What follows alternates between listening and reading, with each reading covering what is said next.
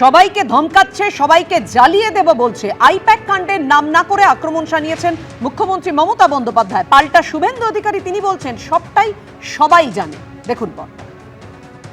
সবাইকে ধমকাচ্ছে, সবাইকে চমকাচ্ছে, সবাইকে জ্বালিয়ে দেব বলছে।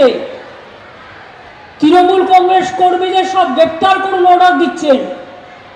মধ্যরাতে ইডি রেড করছে, সিবিআই রেড করছে, বলছে এজেন্টদের গ্রেপ্তার করুন। এতই সস্তা, একজনকে গ্রেপ্তার করবেন 1000 জন বেরোবে, 1000 জনকে গ্রেপ্তার করবেন 1,00,000 জন বেরোবে, 1,00,000 জনকে বেরোবে গ্রেপ্তার করবেন 1,000,000 জনকে বেরোবে। আইপ্যাকের ইডি গ্রেপ্তার হয়েছে কয়লা কাণ্ডে, সবাই জানে তো। কয়লার টাকা হাওলার মাধ্যমে নিয়েছিল গোয়া নির্বাচনে, সবাই জানে। এটা নতুন কি আছে, এত দেরিতে হলো কেন? আর এর পাশাপাশি আপনাদের জানিয়ে রাখি, আইপ্যাকের ডিরেক্টর প্রতীক জৈনের স্ত্রী ভাইকে ইডির তলব।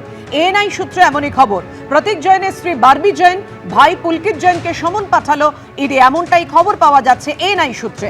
হাওয়ালা মামলায় 15ই এপ্রিল দিল্লির দপ্তরে হাজিরার নোটিশ। আইপ্যাক ডিরেক্টর প্রতীক জৈনের স্ত্রী ভাইকে ইডি পাঠিয়েছে নোটিশ, এমনটাই এএনআই সূত্রে খবর। ময়নাগুড়িতে কি বলছেন অভিষেক বন্দ্যোপাধ্যায়, সরাসরি দেখুন। যত দ্রুত সম্ভব আপনারা রামমোহন রায়কে জেতান, বাকি সার্বিক উন্নয়নের দায়িত্ব আমার।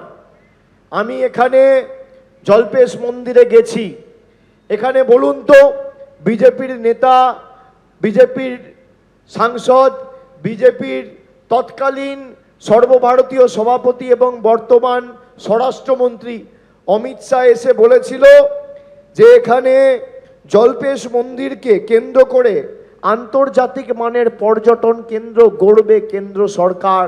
করেছে? উত্তর হচ্ছে না।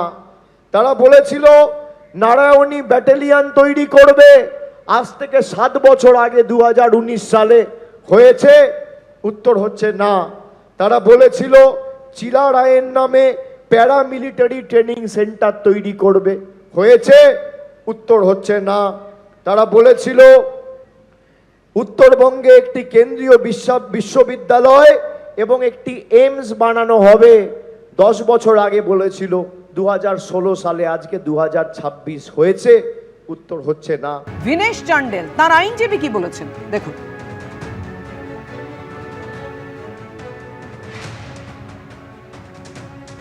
When an accused is arrested at 7:45 in the evening, you have 24 hours to produce him in the court. Where was the need to take an accused at midnight in an odd hour?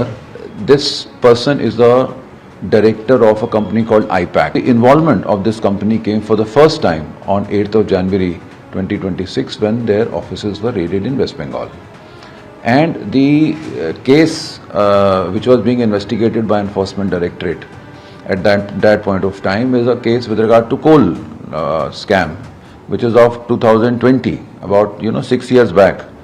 So those cases have already been investigated, charge sheets have been filed, prosecution complaints have been filed by the Enforcement Directorate.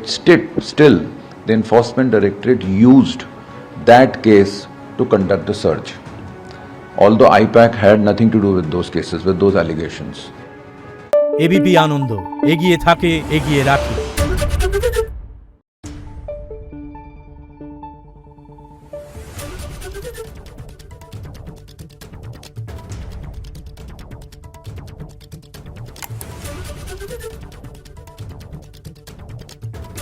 Thank you.